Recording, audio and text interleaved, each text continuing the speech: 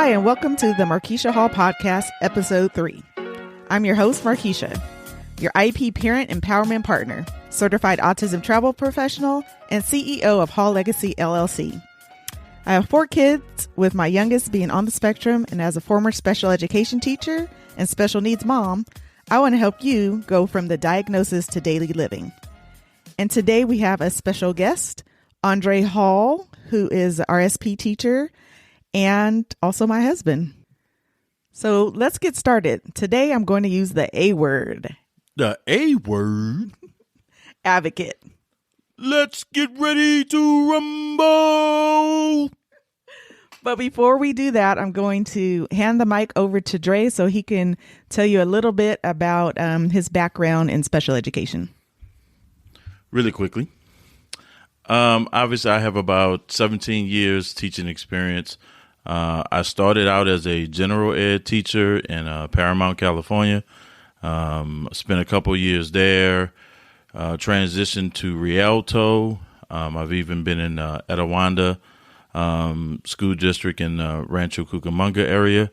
And so about that time, I transitioned into special ed in a non-public school in Pomona. And that's where I kind of got my start in special education. And ever since then, I've been in special education, and I'm currently in San Bernardino School District teaching 8th grade. And I couldn't foresee myself doing anything different. Now, in the world of special education, when this word comes up, we think of a fight, a 1-2 punch. I didn't get what I want, so I'm hiring an advocate. And I'm not knocking that. All parents must do what they feel is best for their family, and at times it is necessary to get more help. But for the purpose of this episode, we're going to view the word from a different stance. And for a working definition with 2 teachers here, we're going to go with advocate, one who pleads the cause of another. And advocacy seeks to ensure that all have their voice heard on issues that are important to them, protect and promote their rights, have their views and wishes genuinely considered when decisions are being made about their lives. So here's a few questions for you. Who do you know that fits the above description? Who will be there through all the stages of their life? Who dreams about what their future looks like? The answer to that question is you. No one has the qualifications as you do, because your child is a part of you. So between the both of us, we've been in a lot of IEPs. Yeah, I stopped counting. Including our son's IEP. And what do you think you would tell parents that what's important about advocating for their child? Well, obviously, you're the biggest advocate if that's your child. I know one of the things we preach at my school currently is collaboration amongst teachers, staff, and lessons, and just those things. But as a advocate for your child, you need to also collaborate with those teachers, with that staff, about the educational process. What's going on with your child at school? It doesn't have to be combative, but you just need to be a part of that collaboration with your children's individual educational plan. That's what it is. It's for your child. Now, I think that the fight comes in when parents aren't aware of what their rights are, and they feel like the team isn't listening to what the child's needs are. That can be 100% true. A lot of times those arguments and those fights come from people just not communicating very well. So, yes. So in order to be a great advocate for your child, there are some skills that you can work that needs to be worked on. And the number one is communication. It's your responsibility to communicate with the teachers and collaborate. Those things are 2 of the most important things, I would think. Yeah, absolutely. Communication with the teachers is the first thing. Because I think we lose track and we expect teachers to do certain things, but let's be real, they have a lot of students, and sometimes things can fall through the cracks. So it is your job as a parent, as an advocate, to, make sure you keep that communication frontmost, in their minds. We were talking a little bit earlier about my opinion, and I think you agreed a little bit about how the school system is kind of set up. We're using the term fight in boxing, and we don't want that to be the case because we are both on both sides of the table. I'm not in the classroom right now, but Dre is, and our son, as we said before, also has an IEP. And we feel as teachers that we want to help. We aren't as familiar with your kiddo, so we want to hear what's going on. But also, we have to think about this as parents, is that the district is a business, right? The business is our kids. That doesn't sound very good, but that's what it is. It's true. And so they're looking at numbers and programs have budgets, and then we get into math, and I don't like to talk about math. And then she loses it. But let's all think about it this way. The district is a business. So they're doing their job to keep in the budgets that they have set for different students. They're just trying to make sure they provide for each one of the students. And so the teachers get into teaching, not because they're getting paid a lot of money, but because they love to teach. And then there's the parents who just are thinking about their child just got diagnosed. What is this world that I've just been thrown into? And I just want these things for my child for their future. So that's like 3 different visions. It's a lot. It's definitely a lot that is you're trying to figure out and get situated. So, as a parent, I continue to talk about communication as a teacher on that side of the table. I don't mind when a parent comes in and tells me, hey, this is what my kid needs. These are the struggles of my child. How can you help us improve? I welcome the information as a teacher. I want you to tell me what you think your child needs, because now I can make a game plan. I can make a strategy on how to best help you and your child show some growth, because that's what we're looking for. We're looking for children to grow as young men and women. So as a teacher, when you hear that someone has an advocate, not that they're advocating for their child, but there is an advocate, what? What?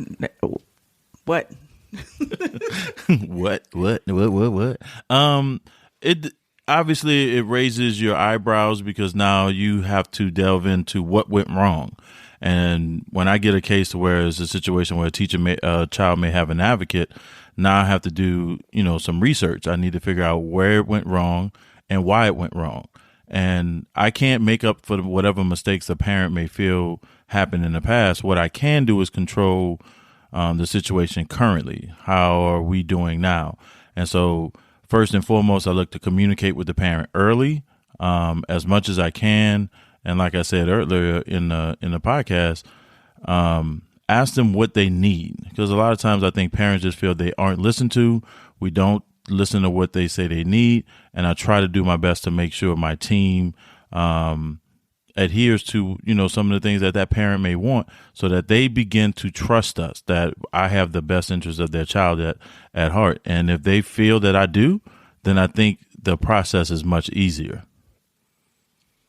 So how do you best communicate that to the parents that are already feeling? Because I know that you've had some, I call them that mom cases. High profile. They're like, I call them eyebrow raisers. So if you know that the case is coming in hot, now this particular case that we were talking about, they didn't hire an advocate. Mm-hmm. They were the advocate for their child, mm-hmm. using the definition that we've been using earlier. So what does that look like? What kind of communication? Were we talking emails? We're talking phone calls? I get on the phone as much as I can right away, because I think you want to, it is much better to, hear a person's voice, their tone, when they say certain things. So I definitely try to get on the phone right away and see how willing the parent is to communicate with me on that on that phone, and offer. Obviously, we're in COVID right now and no one's at school, but an in-person meeting. And if I can get an in-person meeting with them to go over, some of their concerns, some of the things that they're looking forward to, where I can put their mind at ease. And that's, to me, that is the first thing. And you need to do that early as a parent, from both sides of the table. I need to meet with those teachers right away. I need to make sure that they understand what I'm looking for, and give them the opportunity. As a teacher, like I said, I just want the opportunity to help you and your child show growth and reach the goals that you want them to have. But we can't do that if we don't, have some common ground, a communication, a conversation early, to where I know what your child's strengths and weaknesses are, so that I can make sure my team, facilitates those strengths and minimizes those weaknesses. Ooh, he's using the big words today. Whatever. So advocacy for your child, using the definition that we had, doesn't just happen at the IEP, however. No.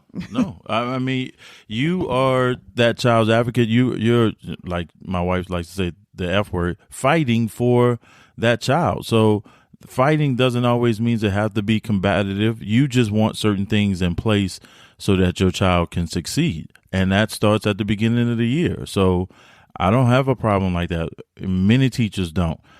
They want that information so that they know we don't want the problems. We want everything to be as smooth as possible. And so, like I said earlier, we can't make up for whatever mistakes were, in the past, or whatever happened in the past, but we definitely can control the future. Now, we know firsthand, as we said, now that was the teacher side, but as parents, we had a tough few months here with Joe's IEP. She's a fighter. I'm an advocate for my child. Fighter. No, I don't fight. But I will if I have to. No. I believe in building relationships, though. So we did have several issues, as several parents are having because of COVID. Everything looks so different. And I'm feel blessed that that I do know both sides of the table, because I did know what to ask for. But prior to that is that I build relationships with all the personnel at the school. Anybody that's going to help keep an extra eye on all my children. Absolutely. Absolutely. I'll bake them cookies. I bring them stuff. I talk to them, not just for Josiah, for all four of the kids. And those relationships come into play. Not that you have to bake cookies, but just letting them know who your kids are, what is their interest, just more about them besides, we're talking about IEPs, but besides what's on the IEP. Because, and I'm sorry to interrupt, an IEP only tells a small part of the story. So obviously, that's why I said that communication outside the IEP with that teacher, between the teacher and parent, is very important, because I can then get a grasp of and a good feel of that student, their likes, their dislikes, ways to communicate with them best, what their interests are. And sometimes those things don't get communicated in an IEP, especially one with an advocate, because everybody wants to be, about business, and everybody's a little uptight about the situation, when we don't want that situation to be like that. We want it to be relaxed and have those strengths communicated so that the whole team can help this child be successful.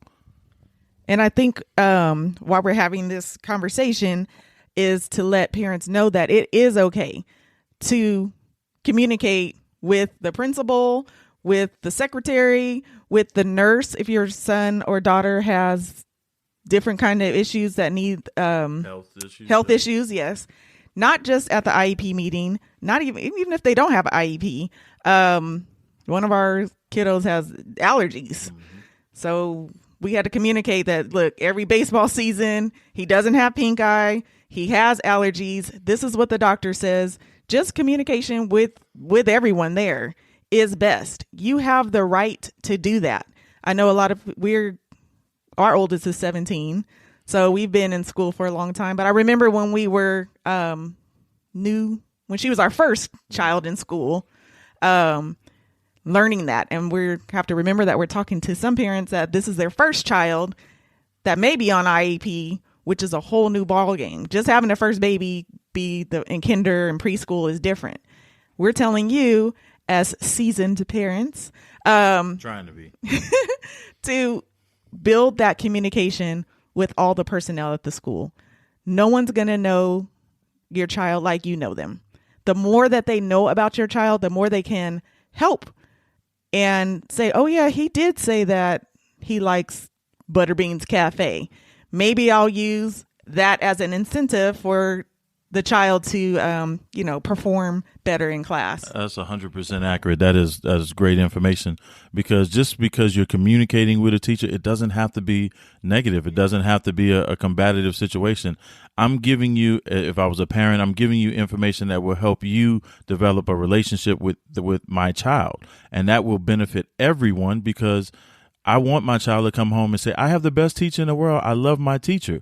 That's just another way, another person, like-minded person who can communicate with my child and make my child want to go to school. Because we all know if you want to do something, you will do it. And so the more that child wants to go to school and wants to be in that classroom because the parent and the teacher have communicated well, it just makes a world of difference for that child.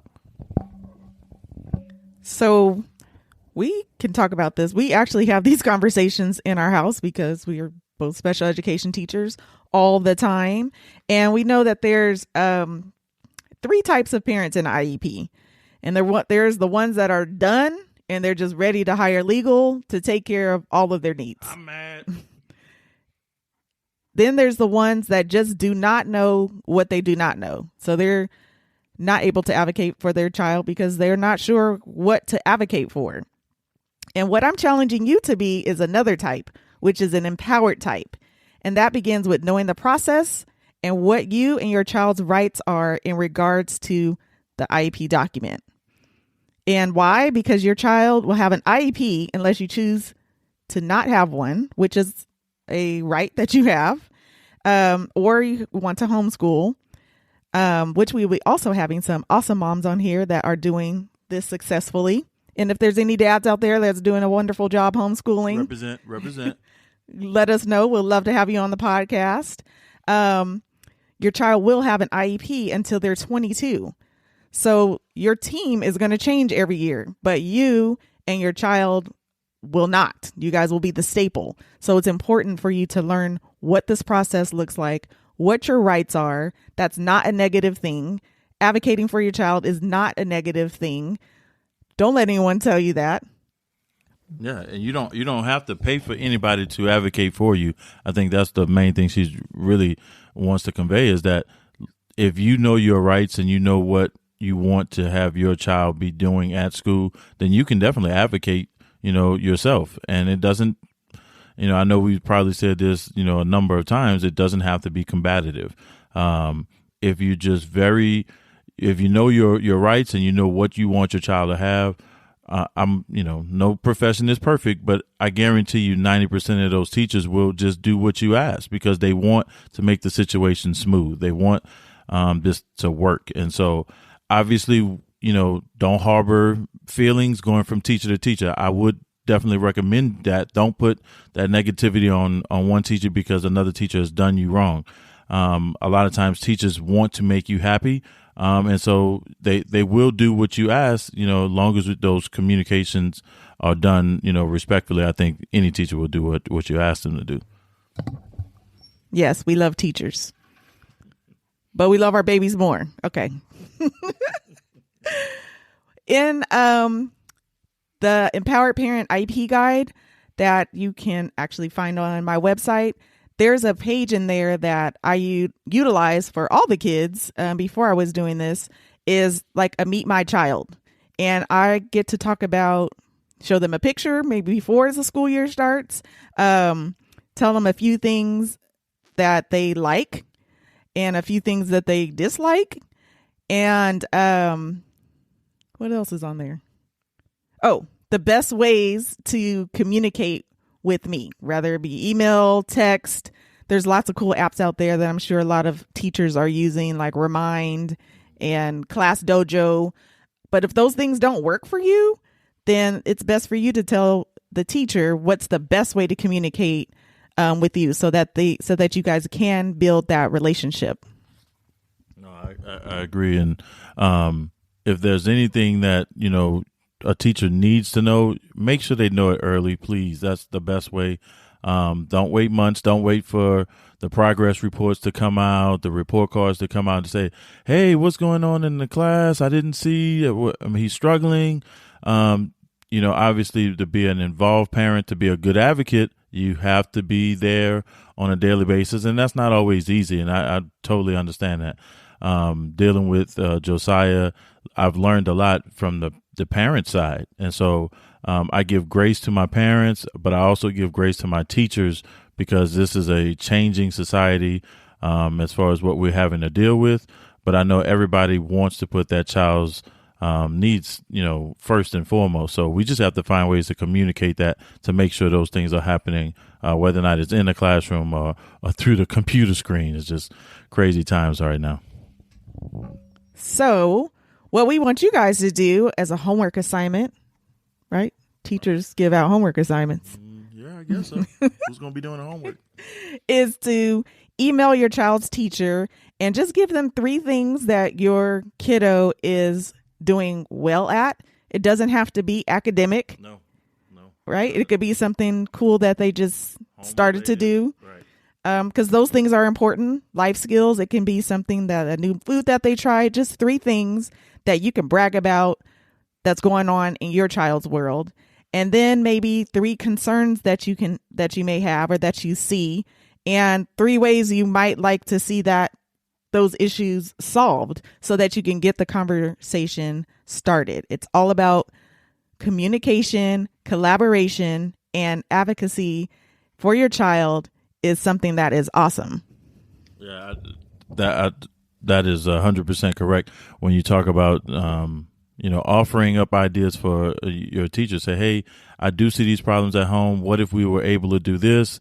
Does this work? Would you be able to communicate or help, my son or daughter with this by doing this? If you give teachers an idea of what you're looking for, they'll jump right on it. And so they say, oh, okay, yeah, I can definitely see that working. I can definitely see myself doing that. And now it's not a combative situation. It's not, I told you to do this. It's now a team situation. And that's ultimately what an IEP is. And it's an IEP team, adults coming together for one greater purpose, which is your child. So if you can find ways to collaborate with that teacher and say, hey, this is an idea I had. Does this work for you? And is this possible that we do this? Now you start a conversation with that teacher. The teacher may say, well, this doesn't work, but I can do this. What do you think of this?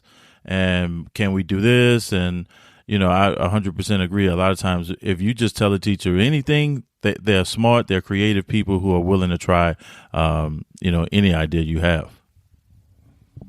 I have seen Dre do really interesting things during COVID for his students. I have seen him do lots of interesting things because he wants to see them succeed. I know that's the heart of a lot of teachers out there, and it's the heart of parents to not see the regression. We did see some of that with Josiah. It's hard. It's hard to see some of the behaviors that we hadn't seen come back. But the first thing that we did was reach out.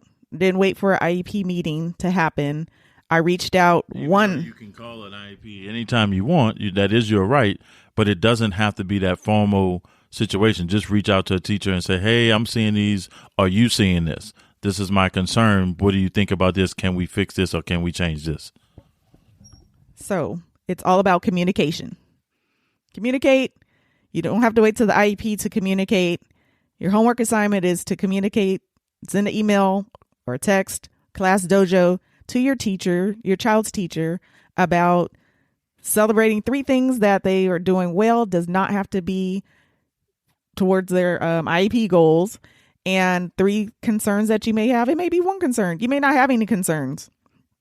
And then if you do have concerns, what do I want to say?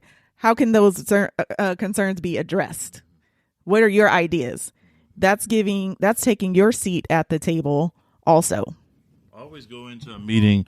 Obviously, you may have some concerns, but have a plan to say, hey, this is what I think maybe we can do. Obviously, it's easy to go into a situation and say what the problem is, but we need to have solutions coming from both sides of the table.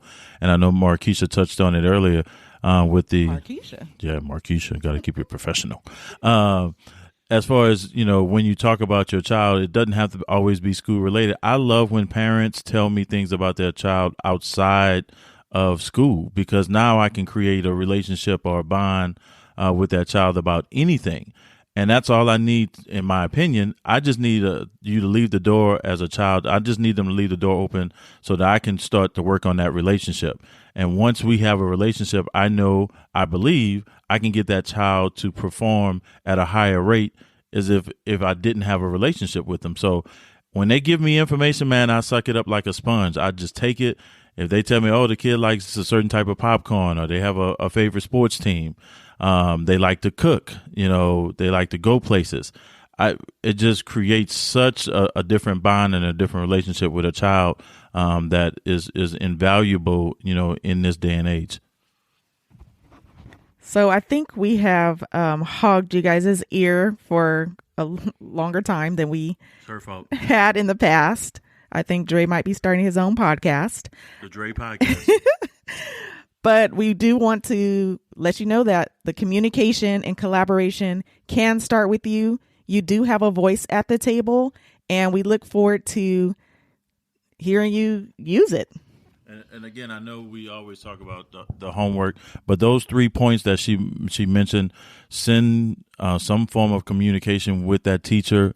And do it now. Even if it's halfway through the school year or the end of the school year, reaching out to a new teacher, start that communication with the teacher so that it is not an adversarial situation. Let's make it a team situation. We're all going in the same direction. And so I find that to be very important. If I get emails from parents just saying, hey, this is what's going on. What's your thoughts? Man, it just warms my heart, because now I feel like we're on the same page. So do those things, and I guarantee you will get good results.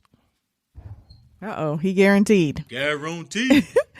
So if you, thank you for your time again, and hit the subscribe button. And we look forward to talking to you on episode 4.